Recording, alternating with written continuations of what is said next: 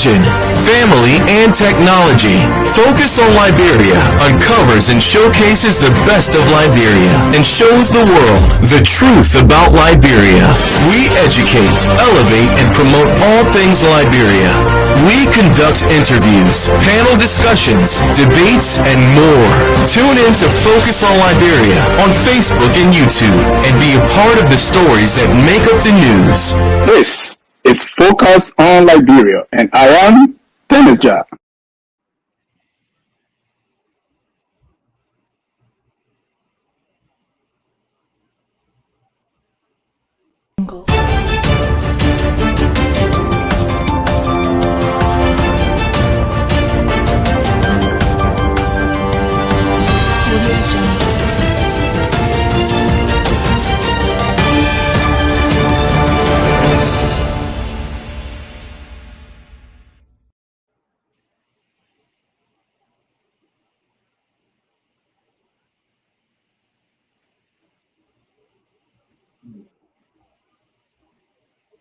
Well, Jerome, what are you voting for? Oh, ladies and gentlemen, thank you for another exciting day this Sunday.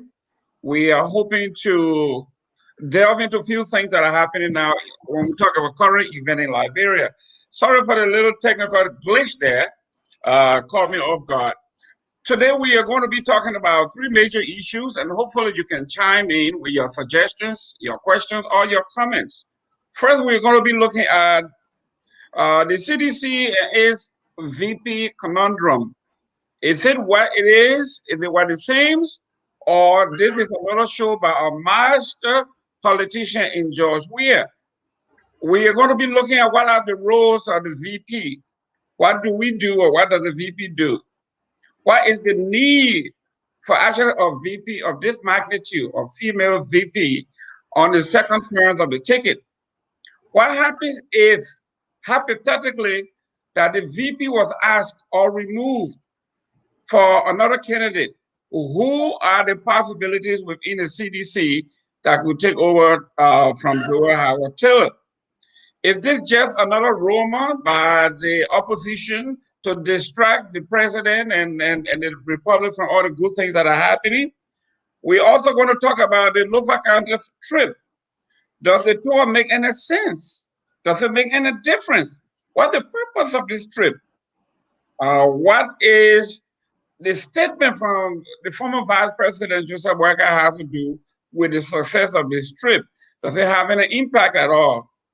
And then finally, we are going to be looking at vandalism in Grand Bassa County. We heard about the new lights that have been installed by President Weah. Some have been removed, some have been damaged purposely.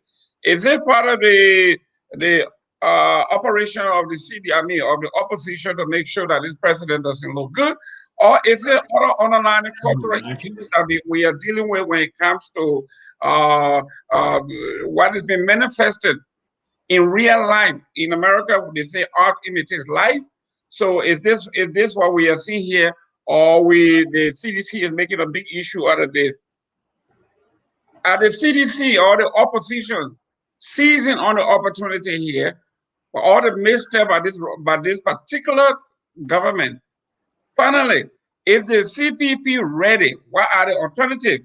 These are some of the things we are going to be talking about. With me today is my co-host, Mr. George Tulay, in beautiful Canada. I heard you guys got the heat wave at 30 degrees today and you are burning. Tell me a little bit about yourself, and let's take on this because this is going to be hot.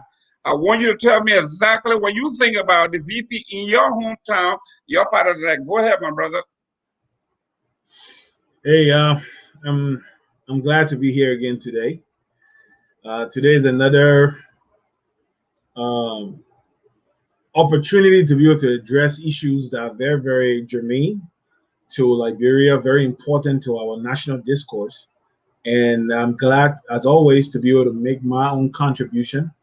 And we have a very tight array of topics to discuss today, and we want to make it as lively as possible, looking at all facets of the conversation, the pros, the cons, the benefits, the distractions that these issues pose. And so I'm just glad to be here. So, Jerome, let's go with the first topic, and then we can go from there. Okay, well, from the get-go, from the very beginning of this particular administration, we began the administration with the vice president having some major missteps in and her response to those missteps was something that we knew that didn't rub the administration the right way. For instance, the first time the vice president left twice, actually she left the country from the beginning without going through the protocol. And then when she was finally brought to book about why would the vice president leave the country? Oh, you mean question? You mean she was not brought to book? Use the right language. She was questioned about it, right? Well, she was questioned about it, and her response to the public was that the president knew my ability and knew my work in the areas. So leaving the country, I did not need the president's permission. Those were some of the beginning of the problem between this administration and the VP. Now, from your perspective, tell me what is the role of the VP, and has our VP played her role? The thing about it is that this is a loaded issue. Coming into the administration, or even before the administration, we saw that there was cohesion between President Weah and Madame Taylor. They had a very unified public face. Everywhere they did everything together, went everywhere. And even though I saw that, if you go back to my Facebook page post before the inauguration, or even before the election, I talked about the convergence of uneasy compromises, and I said that the MPP and the CDC marriage will not last. I talked about the issue of insecurity. I talked about the issue of the lack of ideology, the lack of leadership vision, and I talked about how the insecurity and the lack of being, for a better word, not an academic, but a scholar, will cause Weah to operate with a very tight group because of insecurity, because he doesn't have ideas. He's not somebody. I don't think we have read a single book in his entire life. Even that John Kazare book, that small book, I don't think he ever read it. So as a result, he has a very people like that, and I liken him to Doe. I likened him to Doe, and I said, that looking at Doe, what Doe did, and is what people do, I said he'll become despotic. And I say one of the things that will happen with Weah will be the people around him will feed into that narrative. They will feed into that ideology. They will feed into that type of mental disposition that will cause him to want to maintain a very close array of people around him. And we saw it when they came into power. Madame Salif was active to a point of, we can even say, being aggressive. She wanted to be a part of the decision-making matrix. She wanted to contribute. But there were people in the government that wanted to hijack Weah's presidency. They wanted to control Weah because forever they've been controlling Weah. How do they control Weah? They control Weah with rumors. They feed into his insecurities, and as a result, he turned to them and he alienates other people. So they wanted to do that. And the corporates, we know them. The Jefferson Koji, the Samuel Tuer, and the Nathaniel McGay are chief amongst those. They have even managed to make to isolate Gray and Moba Molu from the equation. So the three are the pivots upon which Weah rotates. So, or the axis upon which he rotates. So when we look at what happened with Jewel Taylor before she left the country, she was marginalized to the point of her life being at risk. Okay, there were security incidences. There are a lot of things that led to Bishop Nicola Duncan Williams saying, leave Liberia and come and stay with me in Ghana for a while so that the tension will go down. Because I think when you are out of there, they will forget about you and they will have so much to do on their hands. So that's how she went to Ghana. Why you think? Hold on. Let me make this point. It was a lie that she did not try to. You see, people can come out and say everything at the end of the day. It was a lie that she did not try to establish the fact that she was leaving the country. She tried to call the president severally, and he refused to answer her calls. He ostracized her. She was marginalized, removed from the equation of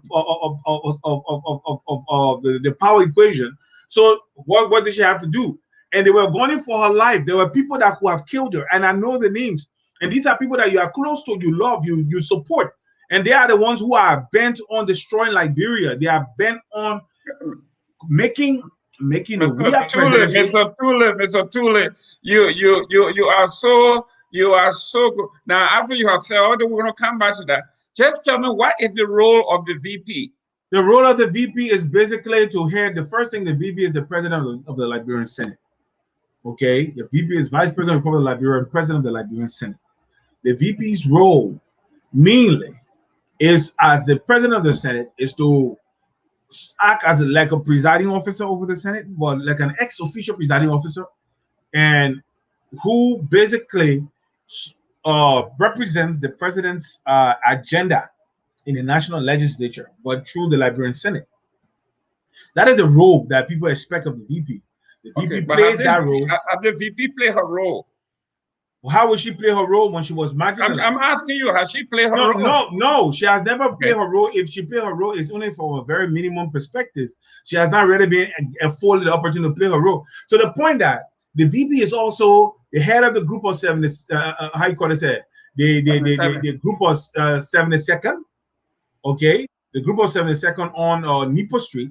The VP is the head of the Liberian National Lotteries. Okay, the president took the control of the national lotteries from the VP. Okay, so this is not something where the woman decided to abdicate her role and not play her role as the vice president of Liberia. We all know, we all have spoken about the issue. Even last Thursday, we talked about it. Our brother Kone, who's the political, commentator on this, for Focus on, one of the political commentators on Focus on Liberia, talked about the issue of the imperial presidency. We all know that our constitution gives the president undue privilege and undue power.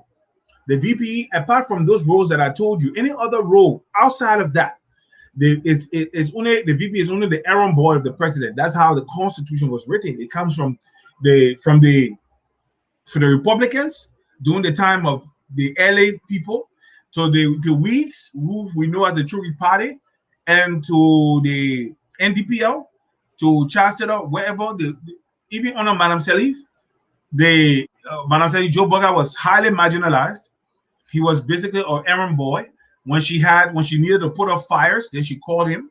But other than that, she had no use for him. He was removed from the power decision-making equation. It's the same thing that happened. And I'm saying to you this, the reason why the VP was marginalized was so that two individuals, or maybe three or four, could control could be able to detect his actions, could be able to feed him, because they know the man doesn't go looking for, the man is not his own man. He needs to be told what to do. Well, okay? Mr. Tulay, not to cut you off, but the vice president brought this on herself.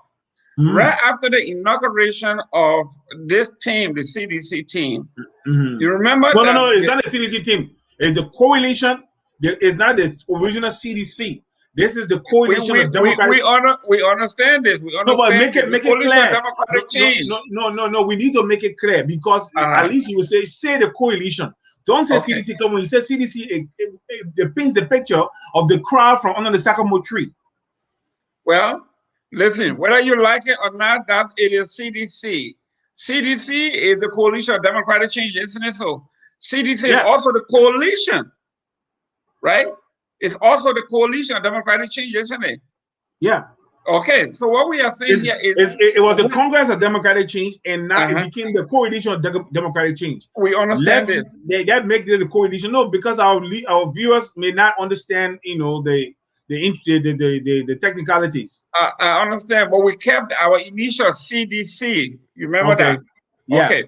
When the president, when this team got elected, Madam Ellen Johnson Sirleaf, the former president, have won the Mo Ibrahim award that was supposed to be given out in Rwanda, and it was upon that trip the first blunder that this vice president made. She never got a clearance. She never worked through the Office of the Presidential Affairs to actually develop a plan, because as the vice president leaves, he or she carry on a talking point on the agenda of the administration. The vice president cannot go on the international stage or any stage and say anything else other than the platform of the CDC. The vice president never did that. Never. Most people that I talked with said they didn't even know that she was leaving. It was only on the air. And that's not how it works. The vice president's prerogative is actually to thwart, to promote the agenda, and actually be a talking or mouthpiece of the president and the administration. One cannot say, well, the president knew me before he selected me or before he asked me that I was a woman's advocate. I was on my own, and these things are still here, and I'm going to deal with them simultaneously. That's not how a vice president plays her role. This is what I'm asking you. Do you think she played her role right from the very beginning? She played her role. Her role, you see, let me say to you, if you needed a passive individual who was sitting in the corner, because she said it even before they begin, she said she will be an active vice president. She will be part of the decision-making matrix. She said it. She didn't hide it. She wasn't hiding herself in some corner. Okay? She came out and made everybody to know. Now, professionalism. If you say, because I'm telling you today that every meeting that the vice president went on, nobody will tell you, say the vice president will leave Liberia and just go out of Liberia like that without conferring with her boss. The issue is, if I tell you, say, I'm going with Madam Salif, I'm going to go and Madam Salif has a program somewhere and I'm following her, and you look at me and say, don't go, and I'm not a child. Why are you stopping me from going? Those are the situations that happen with the vice president. She let them know that she was going. They said, don't go, because the same thing we're talking about, their fear was that people will see, their fear was that the people will see the VP and not the president. So as a result, they didn't want her going out there to express herself. They didn't want her going out there to represent the president, because somehow those people who are the minders of the president, those who control him, said to him that the VP posed a threat to his presidency. And it was wrong. It was wrong then. It is wrong now. That woman poses no threat to George Weah. That woman is a help that George Weah needs. Okay, George Weah, let me just tell you something. McGill, for instance, for all his person power and everything, McGill has very limited professional experience to run such an entity. Because to be honest with you, McGill is almost a de facto president. He runs the government. McGill has limited understanding of issues. He's so sectarian in his mentality that he doesn't even know how to build consensus. He doesn't know how to lead from the front. Okay? He thinks first and foremost CDC. He forgets to know that when party politics is over after the election, you are not the CDC president, you are the president for the entire nation. George Weah is. And anybody functioning with George Weah and running his office should know that they run the country. They don't run a party. So McGill and Tuer from the very beginning, I'm telling you this now. Madam Joy Howard Taylor, I am aware because I got somebody in her office. I have spoken with people in her office.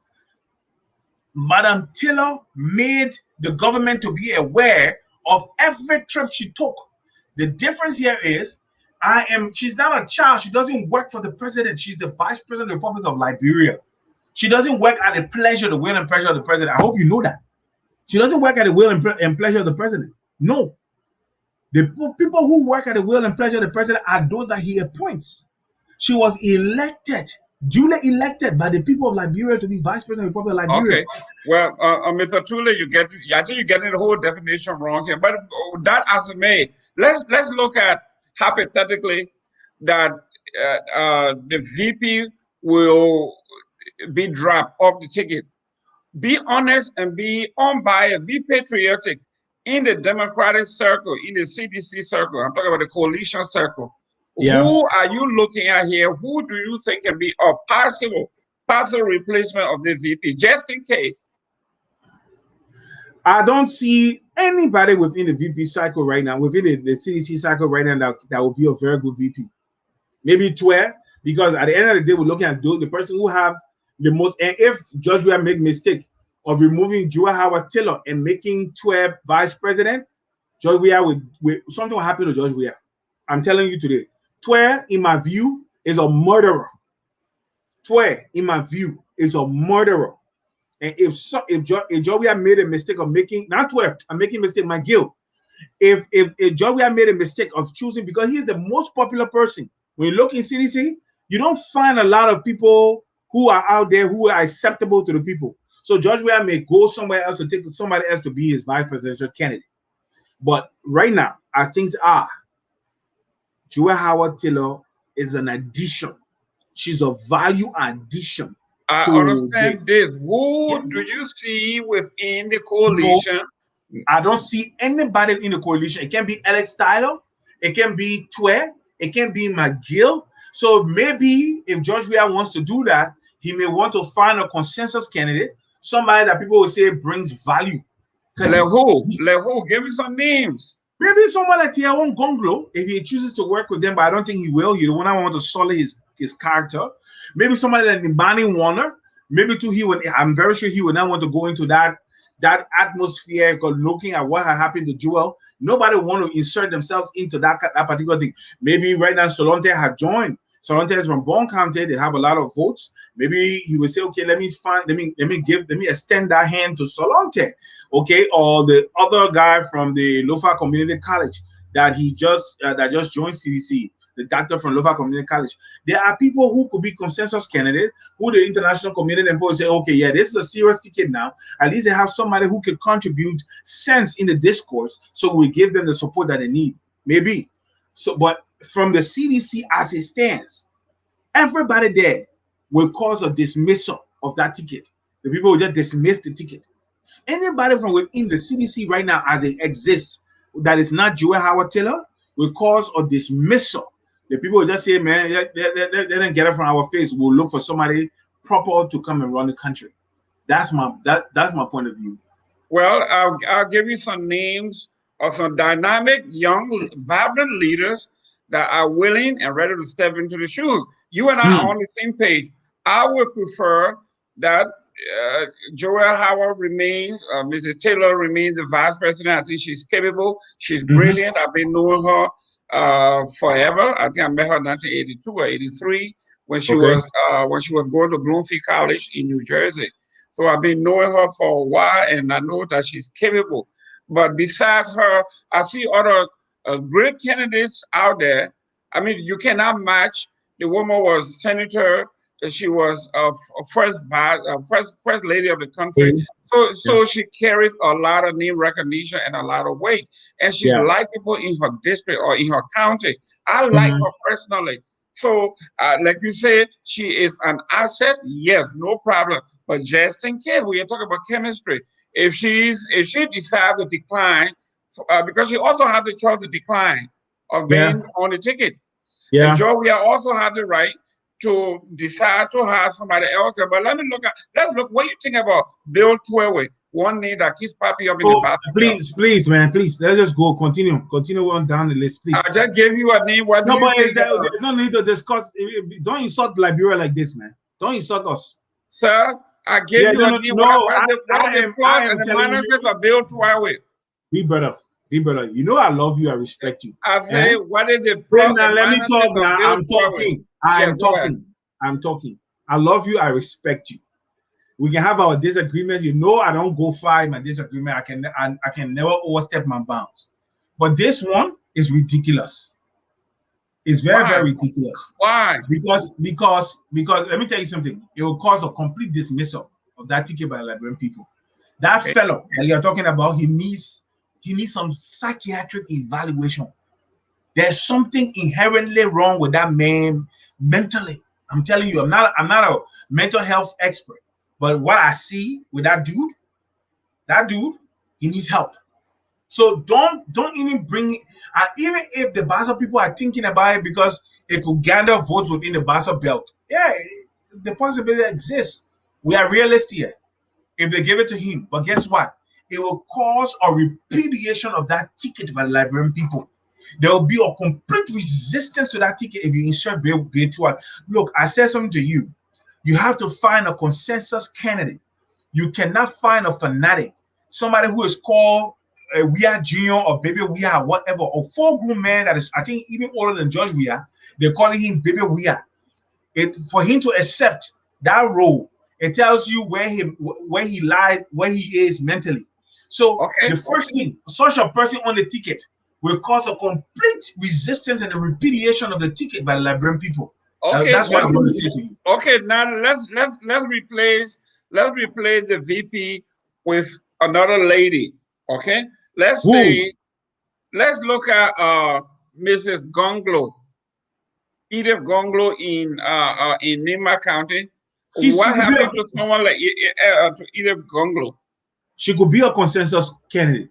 She could bring Nima County. She could bring votes from Nima County into the ticket. Okay, she and Johnson, she and Prince Johnson are at odds. Yes, and I think, and the people from that county, they don't let their odds go. They don't bury the hatchets politically. When they go far, hold on. When they go far with one another, they remain far. So inserting, I'm just telling you now, you're the sedition, you're asking me, I'm giving you my opinion. Inserting her into the ticket will bring, I'm very sure Pete Johnson will go against the ticket. He will go against the ticket, you insert either Gonglo where, and at the end of the day, it will also bring up manners. But she can be a consensus candidate. She's a lady, so she represents that constituency. Okay, and then apart from that, again, she's well respected as a moderate. She's not a Highlander. She's not a polarizing figure. So she could be a plus for the ticket. You're asking me, I'm giving you my opinion. Okay. What about Pisota? Hey, we need another lady. Move forward, move, onward march. That lady has no business in government. I'm telling you today, she's done nothing for the advancement of women. She's done nothing because when we talk about gender ministry, it's not just sitting on there every day collecting salary, but it's liaising with core institutions and ministries and ensuring things like how you can curb maternal mortality, how you can curb infant mortality, how you can address the issue of providing safe drinking water across the country. There is a lot that the general ministry can do apart from rape and stuff like that. It's how to harness. You're asking me a question now. It's how to harness it, and she's filling in those core responsibilities. She's doing nothing. They wouldn't want the NGOs come with a program. They liaise with the NGO. Look, that woman. If you put her on the ticket, and people are already saying that she's one of the concubines of President Weah. You put on the ticket, it will just cause another mass repudiation of the ticket. So let's move forward. Let's find people named good people. Okay, let's go to the last one. Besanga Finley. That man is a dumb man. He has no ability to think on his feet. He's not an intellectual. And the funny thing about him, he appears like an intellectual. He appears as somebody who, when you see the guy, you think that this guy got everything together. The guy is not an intellectual.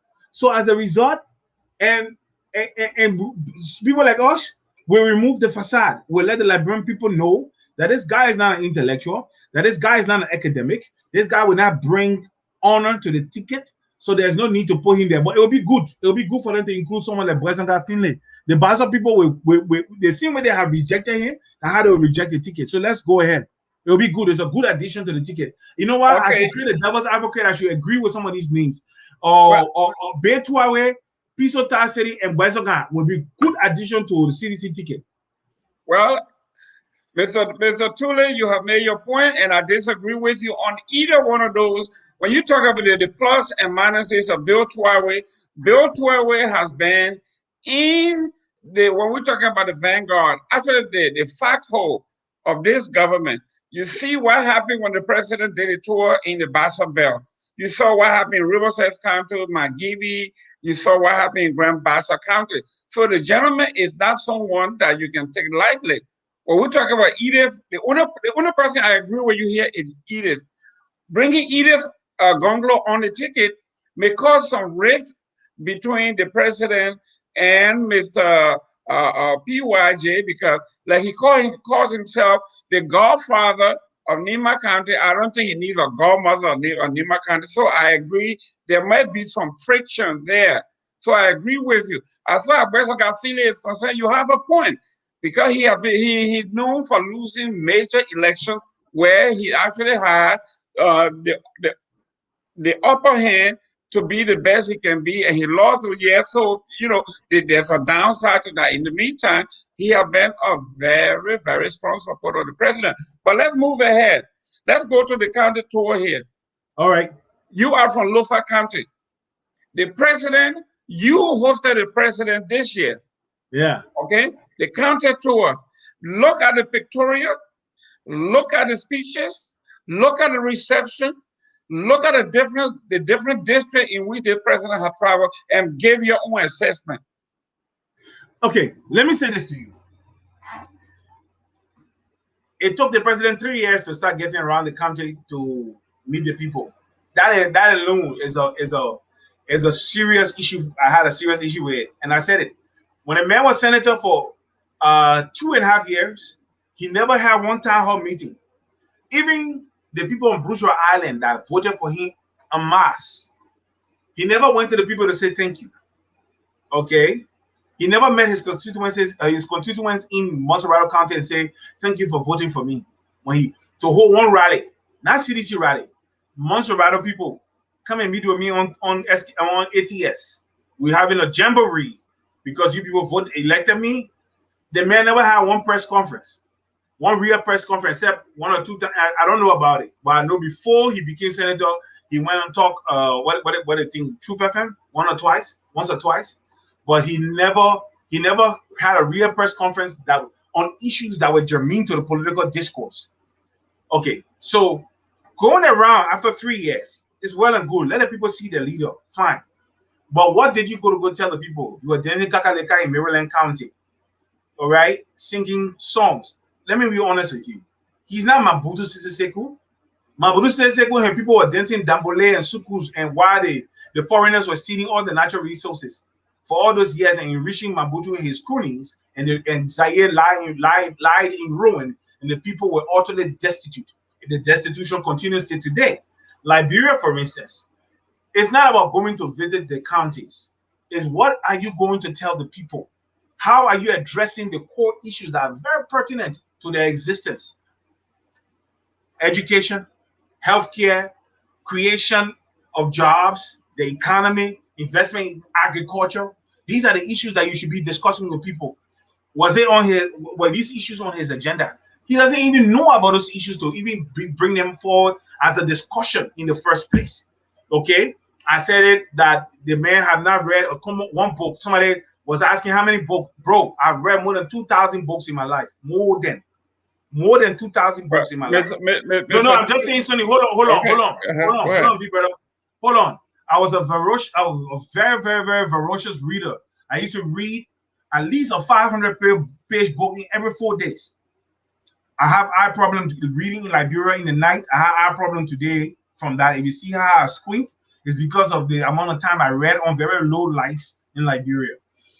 What I'm saying is this: you have to be informed as a president. You have to know how things work so that you don't rely on cohorts, you don't rely on proxies, you don't rely on surrogates who have their own hidden agendas and who will steer you the way that best suit their plan. You have to know, you have to be a thinker on your feet. And this is where I have a problem. President Weah is the president of Liberia. Nobody can take that away from him. It's establishing the honors of our history. What I'm saying here is the county tour for me is an exercise in futility because it's not addressing core issues. It's not addressing, even you build roads, the roads are not enough to change the trend of things politically. This is a man that won 15 counties, and in the senatorial election, they won 4 out of 15. it means something is inherently something that have changed in the dynamics of things. You have to now look and see how I can address core issues. You myself talked about it here.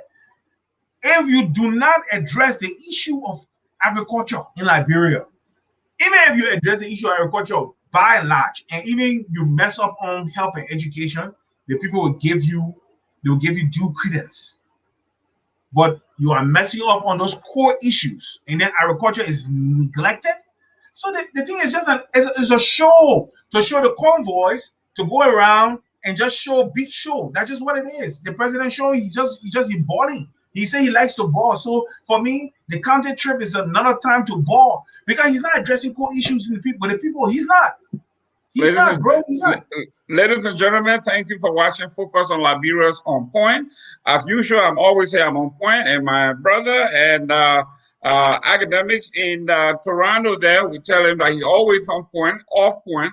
As you can see, he's struggling to explain the purpose of the trip and what the trip is doing. Obviously, when you look at the crowd, when you look at the people, you look at the you look in their faces, you can see the sincerity in their quest for the elevation of their life. For a country that have had 2 vice presidents in the last 10, 15 years or so, 20 years or so, we had Dr. Henry Moduba, he was vice president on Odo, and then we have Joseph Numa Boakai, vice president for 12 years and 49 years in the Senate, I mean, in government. Look at Foya, his hometown, when we went to Foya. When they get the area view of Foya from the ground level, it's a shame that this man called himself Olufien. Actually, maybe Olufien by name only. Joseph Boakai had done the people of Foya. The man is a disgrace. With all due respect, he's your uncle. I know you love him like a father. I understand it. But the man is useless politically. He's selfish. He's mean. Okay, and he's very inconsiderate of others. It's all about him. He's talking about building roads. Now he has turned it into arts. What in the world? Where was he for the past 49 years? Didn't he know that Lofa was lacking roads? Did he know that are we talking about is he within the equation now? We're talking about the president's county tour, and you bringing Joseph Boakai there. I'm coming. We're talking about the tour because the reason I'm bringing him here is because he was able to pull, or he tried to pull this political stunt by writing a letter press statement, hurriedly put together a press statement by saying he's going to allow the people of Lofa County to welcome the president, despite the fact that the people have been on the ground for months working, and he's seen the groundswell of this president's triumphant visit into Lofa County. He wanted to pull a stunt by saying the people of Lofa County should come out to celebrate the president, welcome the president. That's your hometown. Tell me, what was the thinking that went into that press statement by Dr. Joseph Boakai? Yeah, the press statement was very simple, telling my people, because I told you, whether you accept it or not, I'm not the one who makes these decisions. I'm just somebody who will speak to the issue. All right, Joseph Boakai, the Lofa people are his constituency. Whether you like it or not, whether he's president or not, they listen to him.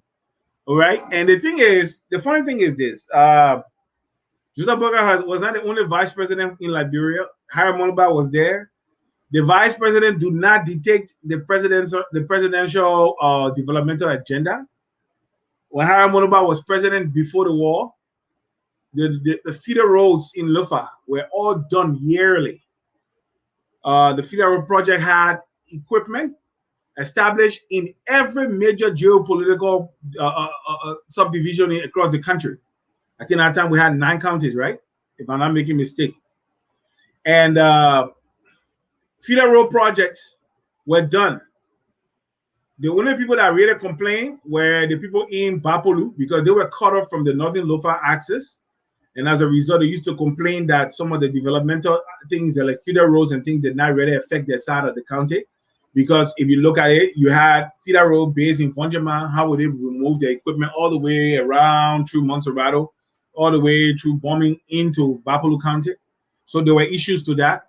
But besides that, those roads were kept. We know that the government did not prepare the budget for it. But by 1990, The road was already being done.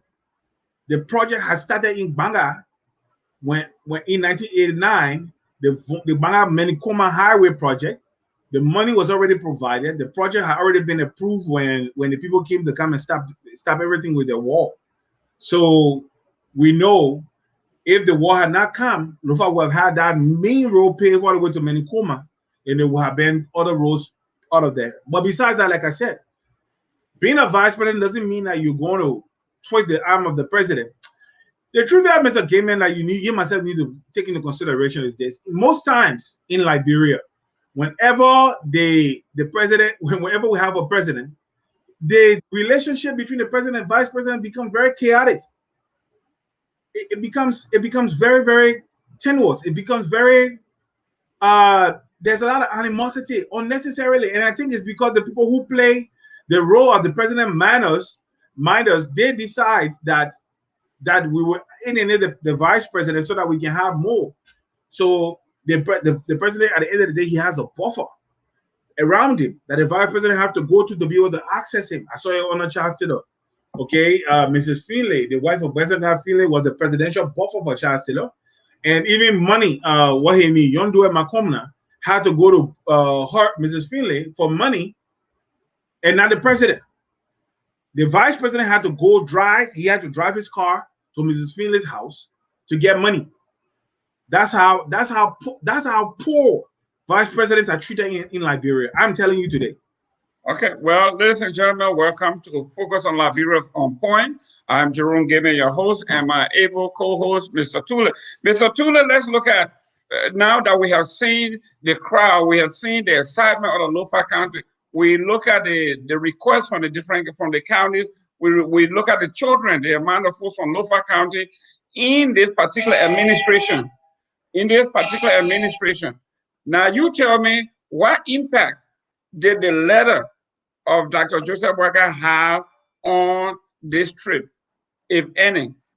Well, for me, it's a negligible issue. It's a negligible issue, but it's always because I know a lot of the young men. I know a lot of the young men from the county read the thing on Facebook. I saw their comments. I saw some of them reposting it, and I know a lot of young men went to Lofa to receive the president. You know, because they have had that discussion. I mean, they have seen the support. The vice president was the vice president was lending support to the president's trip. So I don't see anything wrong with that. And I don't see how the lack of paving road in Foya or whatever in Foya really matters. Foya is his home village. He didn't have a budget. Where he expected him to take the money from to steal it, to go and develop Foya.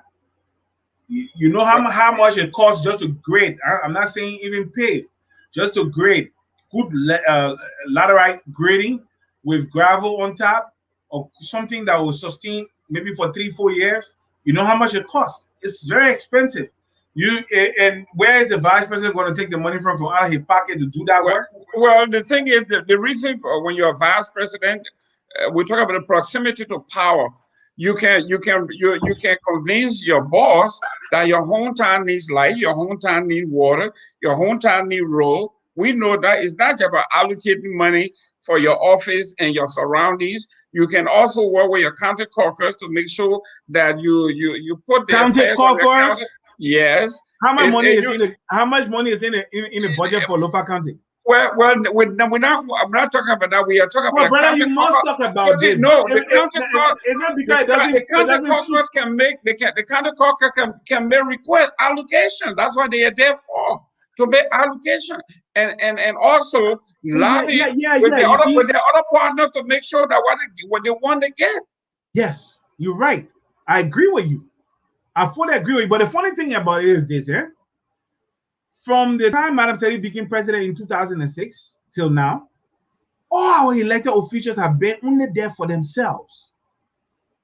That county caucus thing you're talking about when they meet is what is available for them to share amongst themselves, not for the people that they're representing. Okay? I keep saying this thing, big brother. Our people deserve the elected officials that the people they elect. They deserve them. Our people are known for electing those who do not have the best interests at heart. And it shows every time. So in this situation, you are 100% right. The county caucuses do not look at the budget and say, in this budget, I have to make sure that, just imagine, dear brother, in 1 year, a representative makes about $15,000 a month. What he makes is just a little bit short of what is provided for the county development fund for an entire county. One representative. So in 1 year, a county like Lofa, maybe they have I don't know how many representatives Lofa have, 4 or 6. In 1 year, the budget for the office, the salary and the allowances and everything for the representative. I'm even talking about the senator for Lofa County. They make more, far in excess, maybe 4 times what is allocated for development within the county. It's a travesty. So this is not. It has nothing to do with Vice President Boakai. Even to today, President Weah is president. You still have the national legislature. What are they doing to support or defend the rights of the people, to make sure that their actions contribute to the improvement of the material well-being of the people of Liberia? Nothing. Or even their simple constituencies. Nothing. Our brother Akara's grave, he been here. There is the issue of pipe-borne water within the district that drinking water within the district. What has he done to ensure that his people, even if it's from private vendors, have access to pipe-borne water, that they don't have to drink polluted water from wells, that they have provision of water, even through water tanks that water are for sale within the place for drinking? What has he done? So what I'm saying is, I'm just saying to you, I use his name because he's my friend. But I'm saying, generally, what are our elected officials doing to help their constituents individually? Like you said, you know the American system. Every senator tries to make sure that the national budget has something for his people. If you give something for my people, I'm not signing it, and I'm not backing the budget. On our side, no, it's what is for me. What President said he get for us. Well, Mr. Tulay, thank you very much. And ladies and gentlemen, thank you for being here with us. We are talking about issues affecting our folks, our current event in Liberia. We'll soon be going to your statement. We'll read some of your comments real quick, and then we'll go back to our final platform here, which is vandalism in Grand Bassa County. We just heard about the lights that were installed by the president, some being removed. We are going to make sure we talk about that, and then we go on from there. I think we got a few comments. Can we put up some of those comments and let's address them before we go to our final topic here?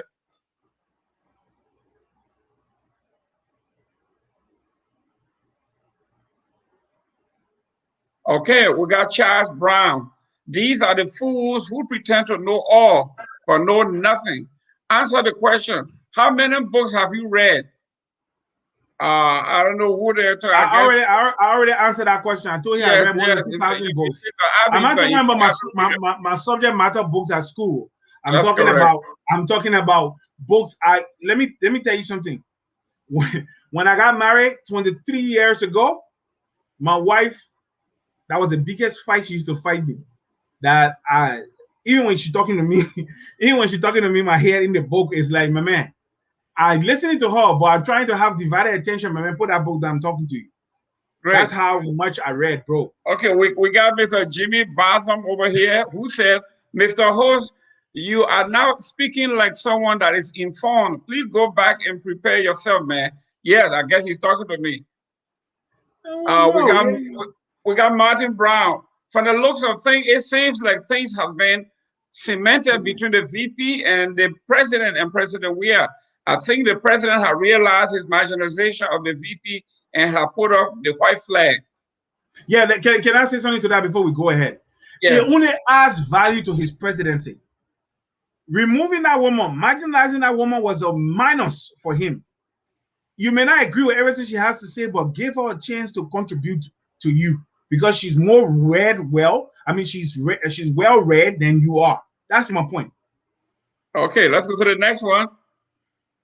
Jefferson Day, brother, why waste your time talking to this opposition station?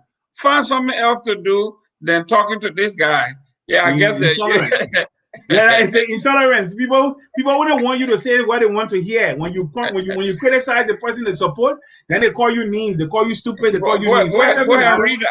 Go ahead and read that one, sir. Mr. Gayman, you have a very rude and insolent co-host. This guy insulted me. I don't want to read his comment.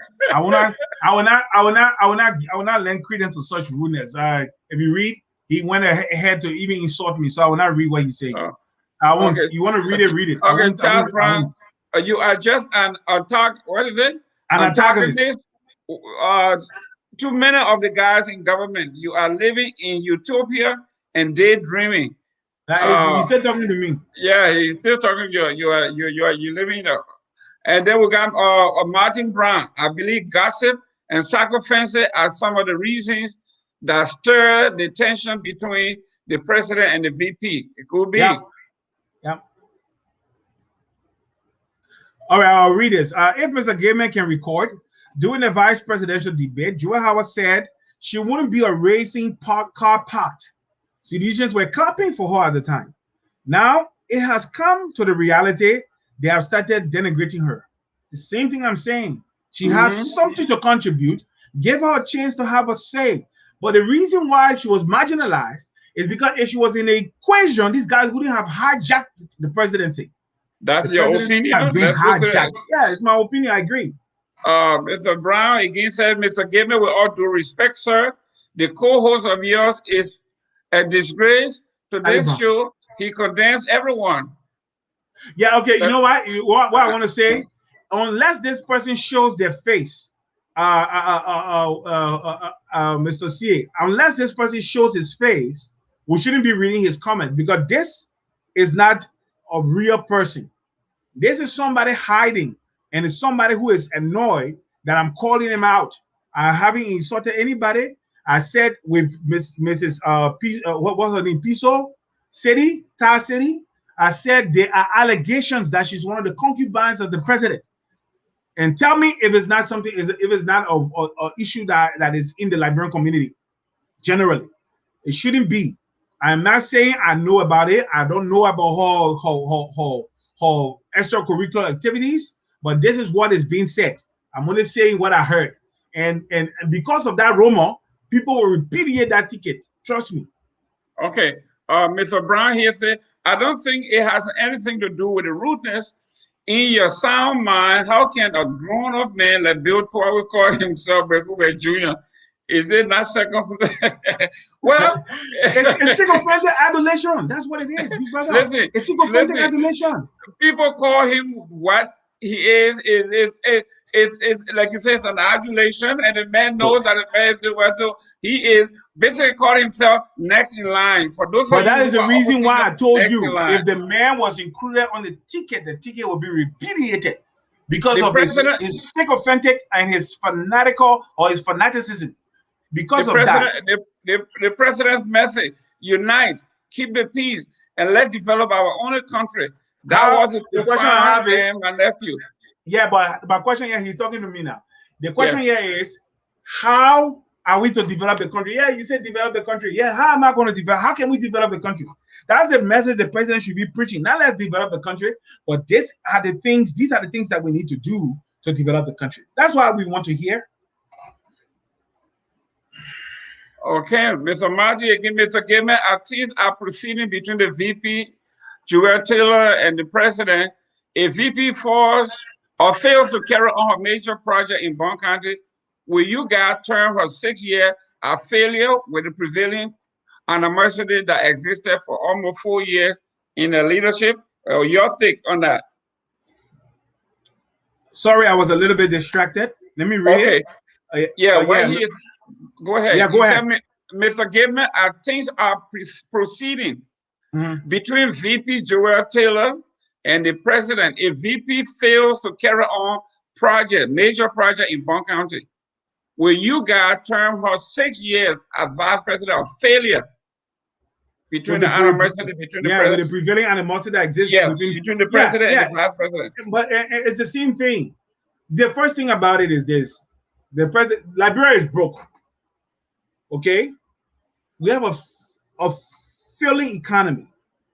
We are teetering on the brink of insolvency. We're teetering on the brink of bankruptcy as a nation. We cannot pay our bills. Let's just be honest.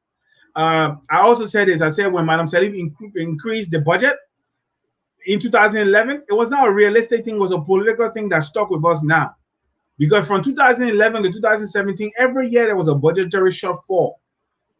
The budget is not realistic. We do not have the economic or the revenue generation to support the budget. So as a result, that's why they are taking money from people, foreign bodies, bringing money for different things. They're using it for budgetary support. What we need to do is to recast our budget in a realistic manner by instituting austerity. Those who are insulting me, listen, if you want to ask how many books I have read, let me tell you now. This is what we need to do in Liberia. We need to recast our budget in a more realistic way, making austerity a paramount issue. What is austerity? Austerity is cutting down my expenditure, making it realistic to suit my situation that I found myself in. Not living or living in a lie. I want to live in the reality. And what do? I cut my clothes according to my measurement, as we always say in Liberia.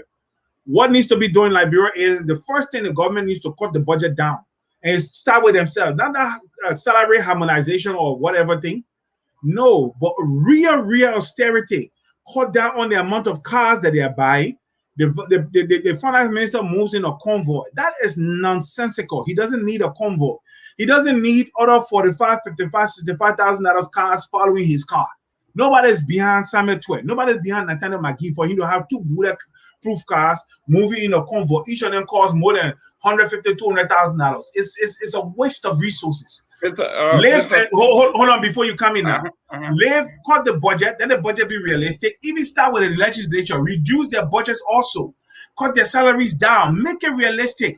Make the budget to be people friendly. Let the money go into people, not 15%, but at least like education. Education should be like 25% because we are way behind educationally.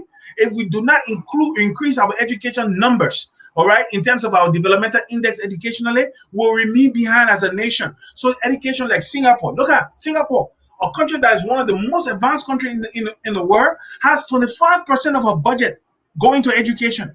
We can do the same. It has to be by austerity. All our people then traveling, they should travel economy. We should do like Magufuli did in Tanzania, cut things down, reduce things, or like best compare now Thomas Sankara did in that place. Reduce our budget, reduce our expenditure.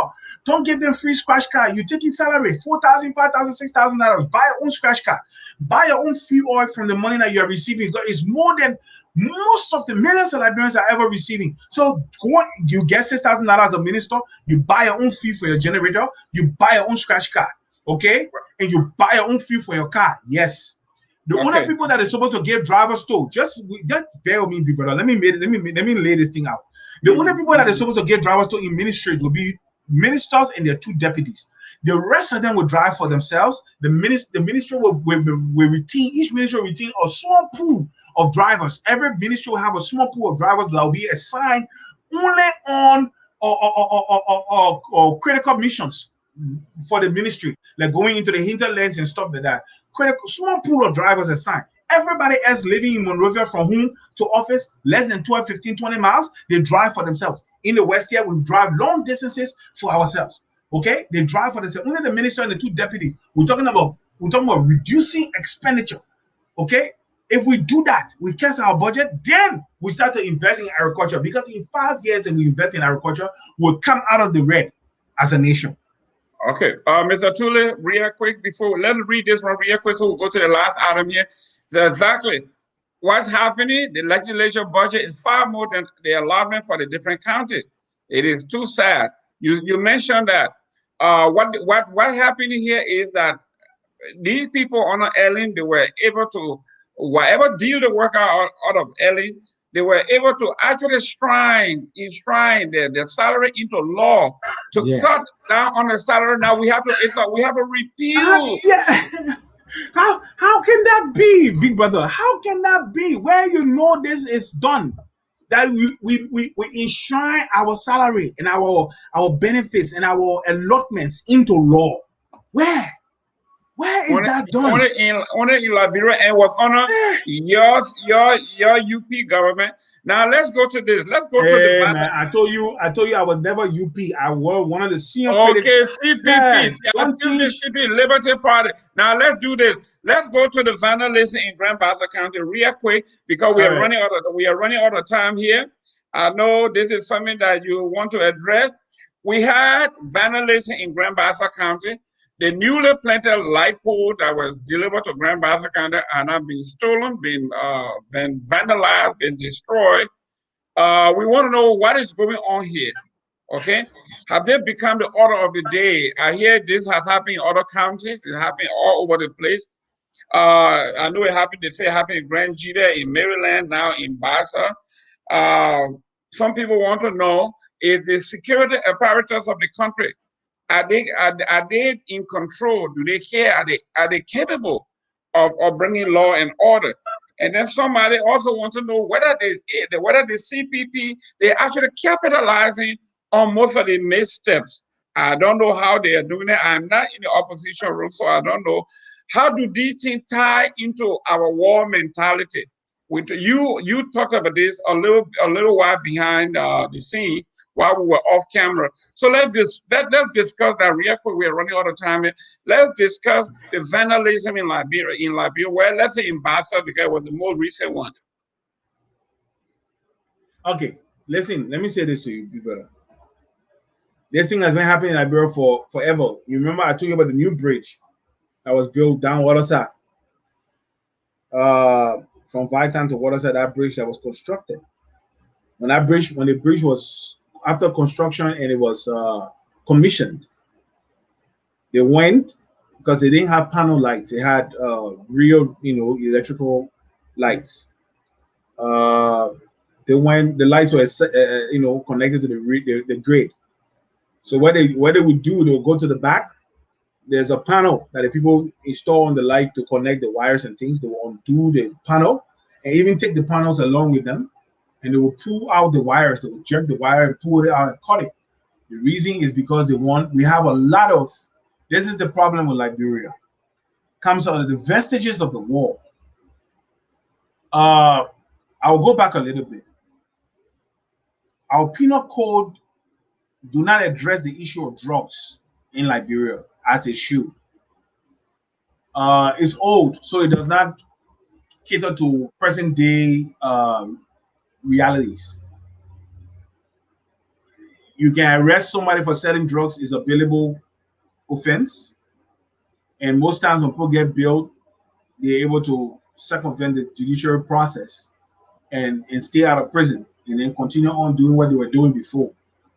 In Liberia, the police forces, the DEA, the police forces, they are all involved in drug dealing. From NSA all the way down, they're all involved in drug dealing.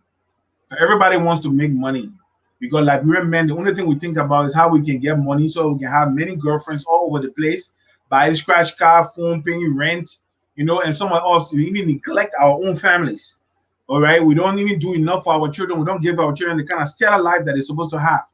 And we go out there having girlfriends all over the place, providing anything, Brazilian hair, all those things. So as a result, Liberia, we're in a serious trouble as a nation. If we go back a little bit, after Taylor left, he left all these drug issues in Liberia, people called Zogos. They only proliferated, they only increased in number. More graveyards around the country became their home and their places where they can take drugs. And these children are now working. When they become dependent or addicted, what do? They have to steal because nobody will hire them to do any kind of serious work.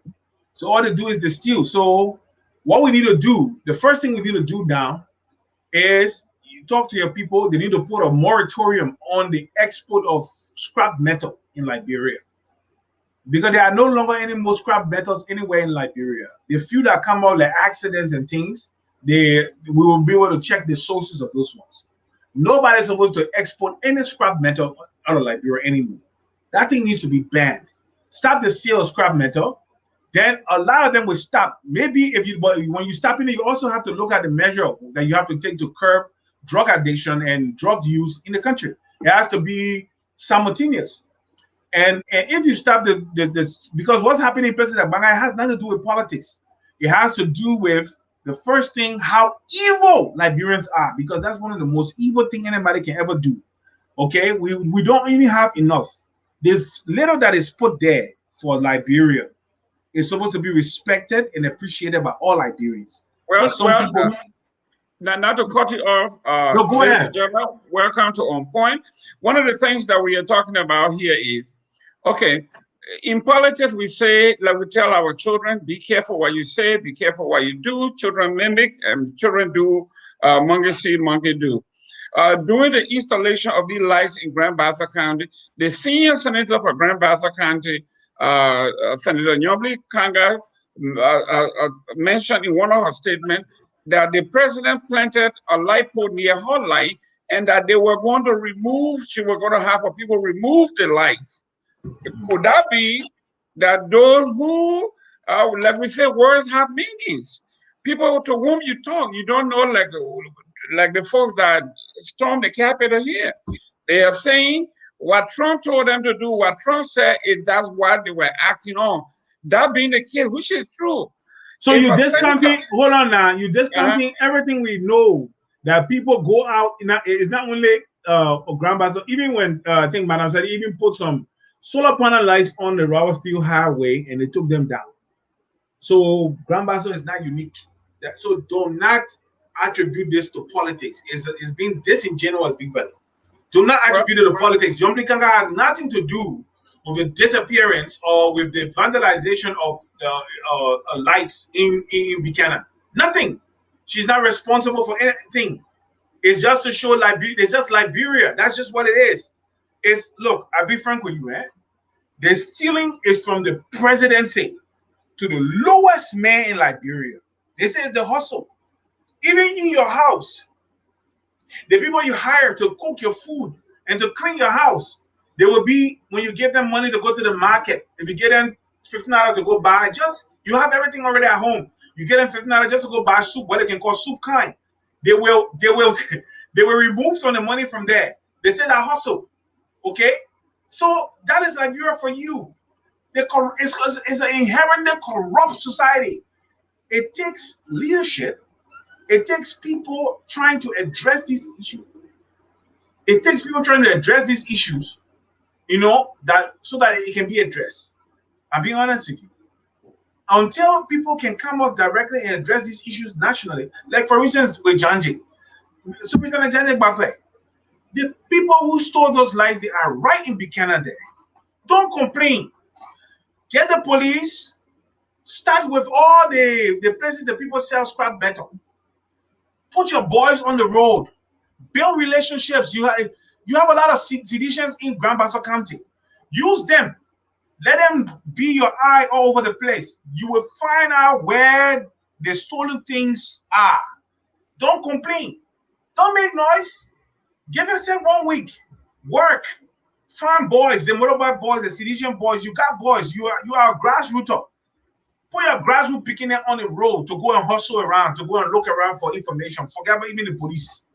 In 1 week time, you'll find out who stole what and who have what, where you bring them to book. Another thing we need to do, Mr. Gayman, we need to make the laws. I remember in the 80s and the 90s in Ghana faced the same issue with vandalism of public, infrastructure. So you know what Jerry Rollins did? He criminalized the stealing of copper wire, and he made a death penalty issue. If you were found to have stolen copper wire, you were executed. If the court could find you guilty, they put you on the pole, they fire you. I remember I was in Ghana in the 90s. They killed 10 persons, executed 10 persons for stealing copper wire. If you do that every now and then, trust me, the issue will go away. You don't have to kill. But if you jail 3, 4, 5 persons for 40 years each for stealing, for vandalizing public infrastructure, it's going to go away. It's going to go away. I'm telling you today.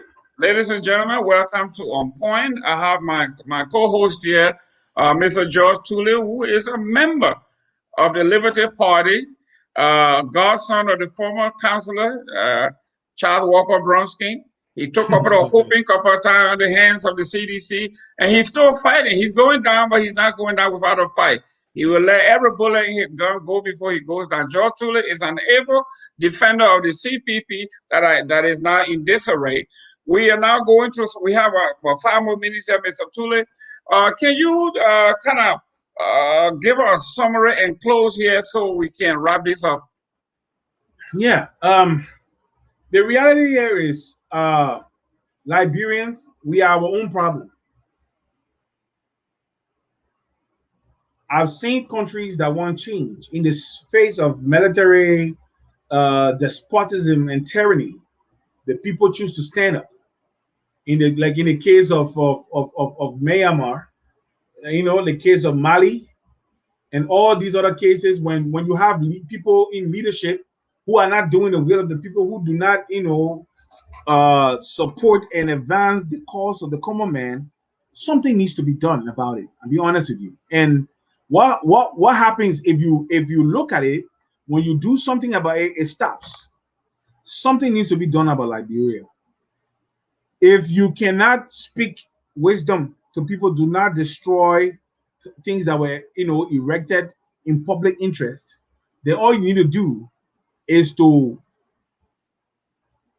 criminalize their actions and hold them liable.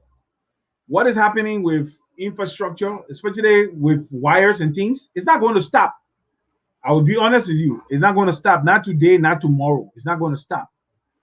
If you do not change the narrative and change the discussion, it will remain an issue. I'll be honest with you. So what needs to be done in this situation is we need to hold people accountable. Jandik Bape and his leadership team, he has a what they call joint security team in Grand County that he works with. That place is too small. People who are taking those things down are right in the community there. They know all the VSA joints, all the joints where people smoke and take drugs. They are aware of everything in Grand County. They know who's selling the drugs, who can go where. Right in the midst. You don't even, I can tell you one thing that can easily, you just catch 1 or 2 of them and shake the bush, as I call it.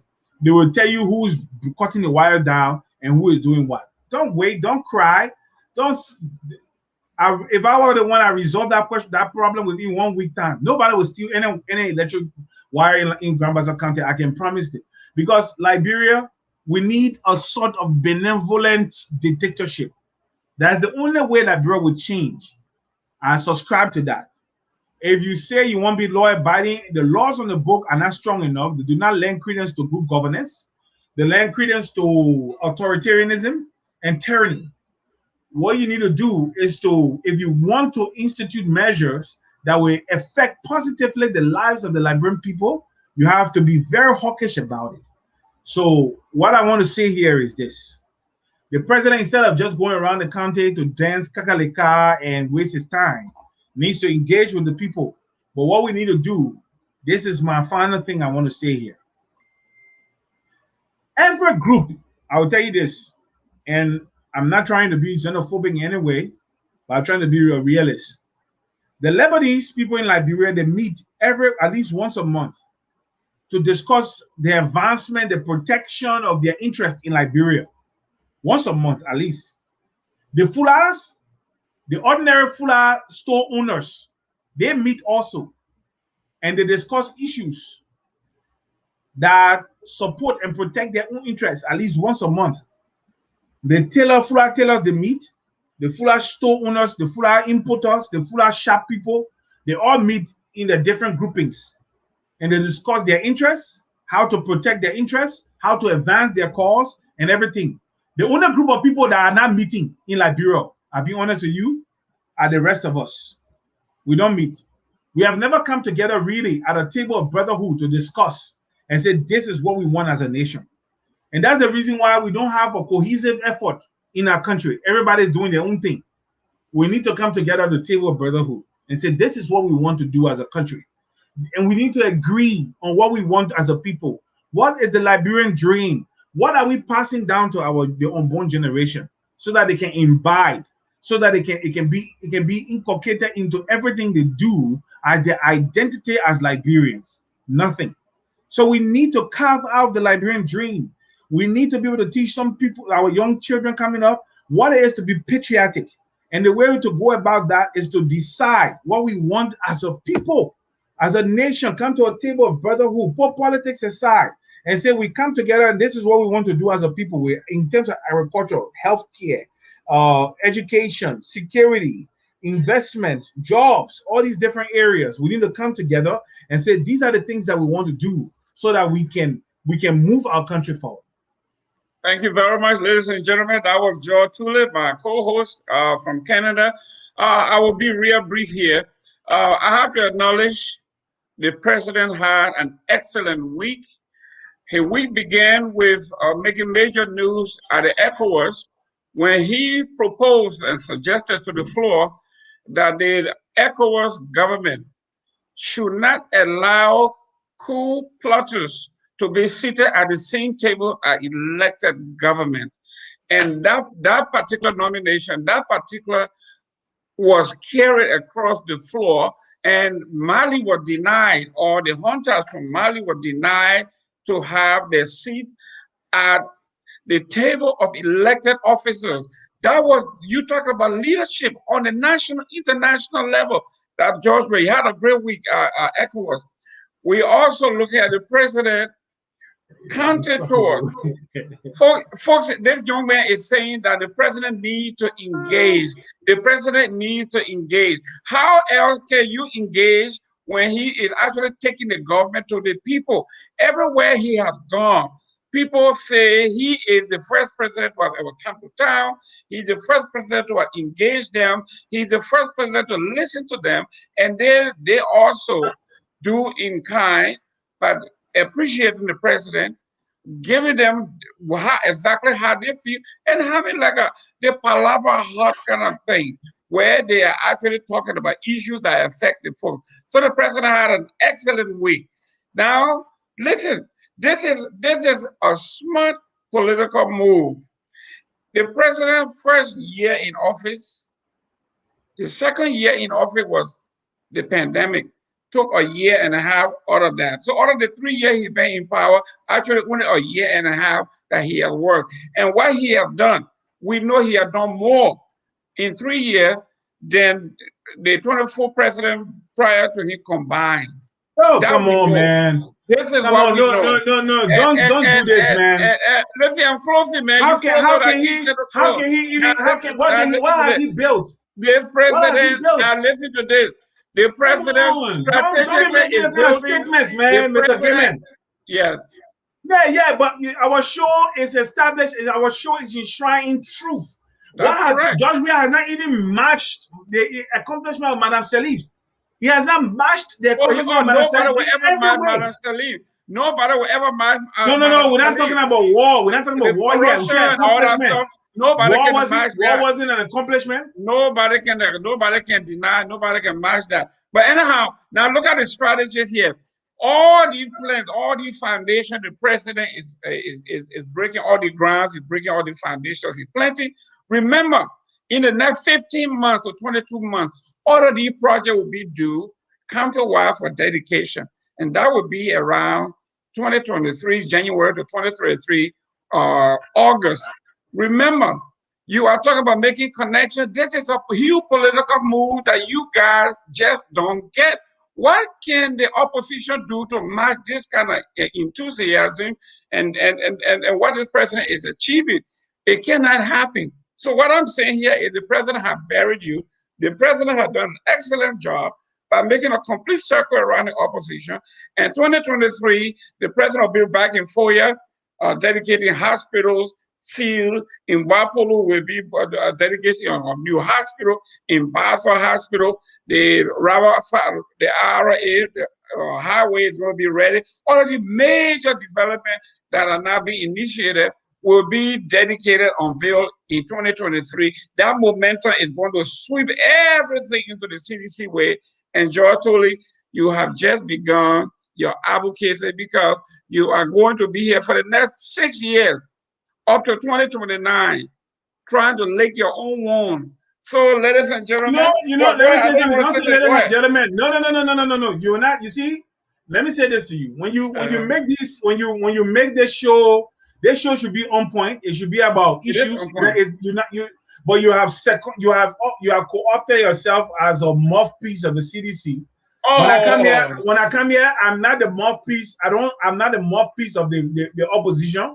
I am a patriotic Liberian who call things out as they are. You will make all these fanatical. Hold on. Give me an opportune time to give an alternative. No, you don't have but an alternative. Excuse me, when you make these statements, when you make statements like this, you need to be rebutted, and that's what I'm going to do now.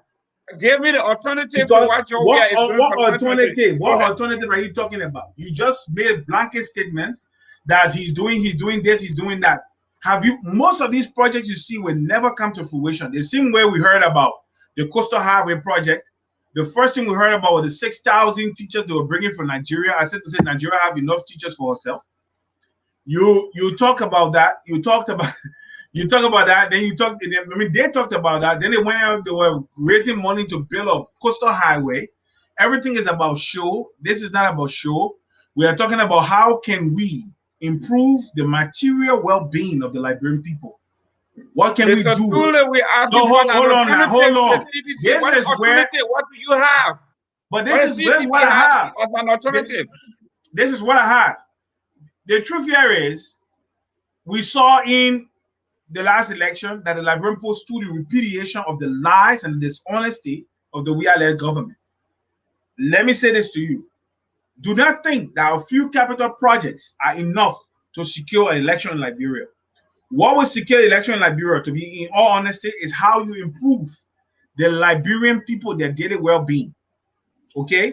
A few capital projects that are publicized, okay, and sensationalized will not change the metrics, will not move the needle in the favor of the CDC-led government.